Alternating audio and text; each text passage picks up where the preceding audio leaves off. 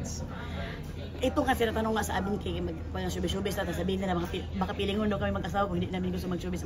Kasi kami reality stacks na kami. Ang mga anak namin ginawa namin. For me lang to ha, hindi to para sa ibang tao. Ginawa namin anak namin. They're very precious ang mga anak. Mahal namin. Kayo naman siguro kung may anak kayo, mahal na mahal nyo, di ba? Pero kami para sa amin, hindi naman namin ipututuro ang anak namin, tuturo kami mag-showbiz ka. Hindi namin itutulak kasi sabi ni Jason nga, hihintayin mo na marunong na siyang magdesisyon sa sarili niya at gusto talaga niyang mag-showbiz. Saka mo suportahan. Hindi yung, ngayon parang di pa nga niya alam paano, anong kakainin niya eh. Kung ano nga kakainin, ano bang kakainin, egg ba? Or kuan bang kakainin, chicken? Kasi doon parang di na sila marunong magdesisyon pa sa sarili. Kung gusto na talaga na, doon mo sila suportahan para hindi dumating yung point na magkaroon sila ng parang anxiety dahil hindi ko pala gusto to, hahanapin ko ang sarili ko.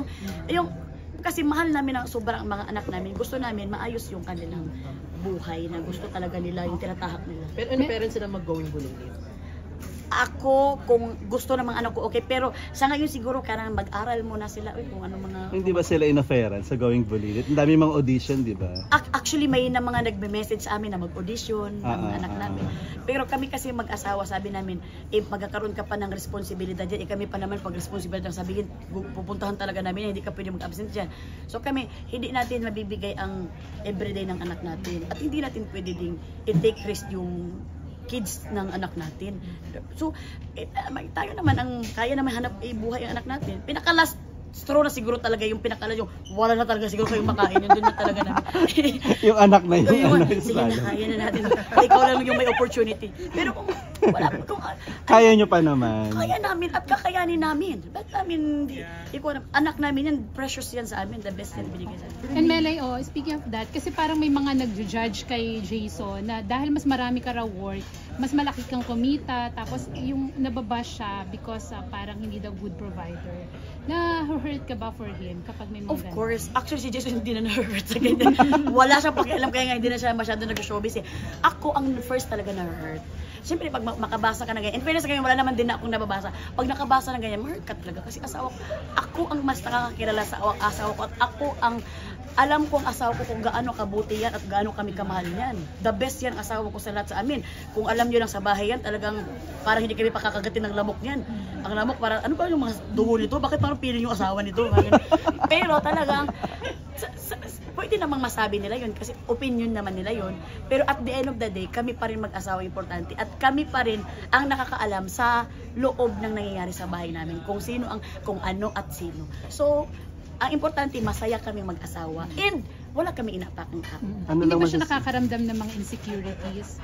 I'm sure siguro meron, hindi ko naman din ako makasabi about sa kanya, pero siguro meron yan, kaya hindi naman yan siya pusong bato na makaramdam. Siguro makaramdam siya pag may nag-message. Pero at the end of the day, ang asawa ko talaga is a very good heart talaga siya na alam mo yung hindi niya minamind yung mga sinasabi ng tao, bagkus minamind niya kaming dalawa at kaming relasyon at kaming pamilya.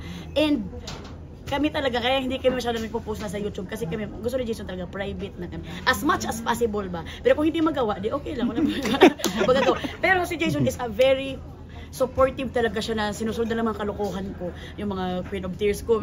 Dahil anaga, basta masasabi ko lang, the best ang asawa ko. Thank you talaga at hindi siya naapektuhan sa mga bash. Ano lang masasabi mo dun sa iniintriga yung, di ba, yung relationship yung dumaan sa point na parang sabi iwalay na kayo. Anong masasabi mo dun na parang pati kayo parang dinadamay na parang lagi kami candidate sa ganyan. Pag may nahiwalay na couple, ilalagay ulit kami sa number top 1.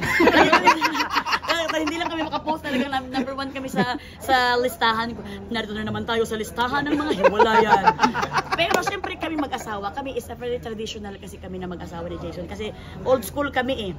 Mag-away man kami, siguro magkaroon man ng mga layasan o mga ano. Very normal yon kasi wala namang mag-asawa na hindi nag-aaway.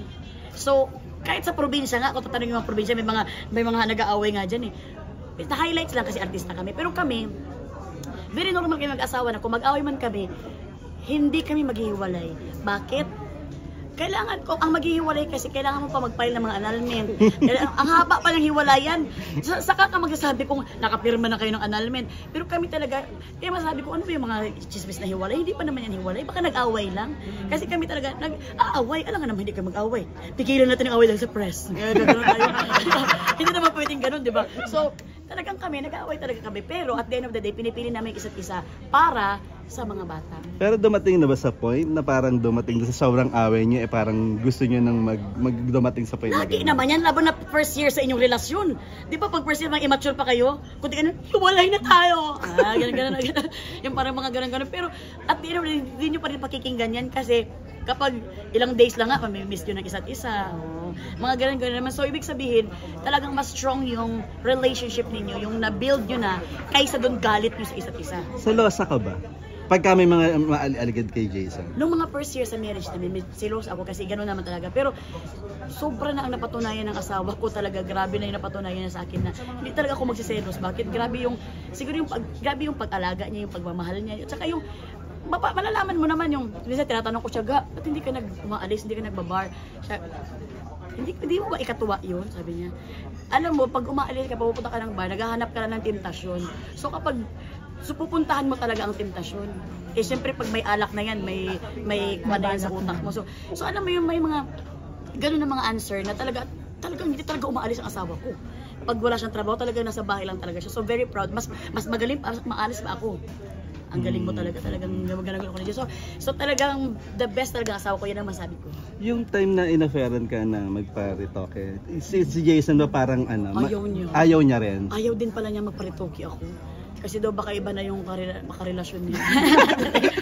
Kasi pinakasalan ka niya because of who you siya are. naman, sabi ko, magpalahi po ako ga. Siya, huwag kang magpalahi po. Sabi niya. So hayaan ko lang daw na magpapayat ako, yung natural lang daw. So hindi naman sa ayaw niya. Siguro sa gusto niya yun para sa akin na ayaw kong maggalaw sa harapan ko. Dahil gusto niya, yun, doon niya ako minahal.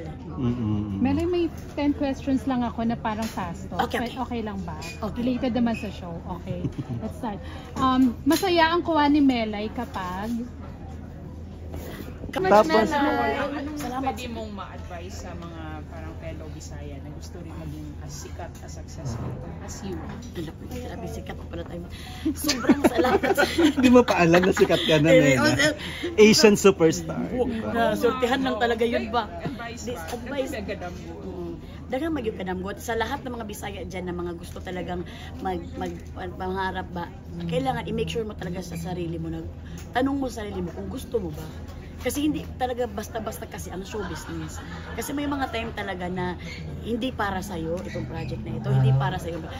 Kung mahina ka na nilalang, ma-hurt ka na ma-hurt, magiging maapektuhan pa pagkatao mo, ang pagkakilala mo sa pagkatao mo. So dapat tanungin mo sarili mo kung gusto mo, dahil kung gusto mo, walang makakapigil. Ma-down ka man ngayon, babangon ka ulit, gugustuhin mo ulit.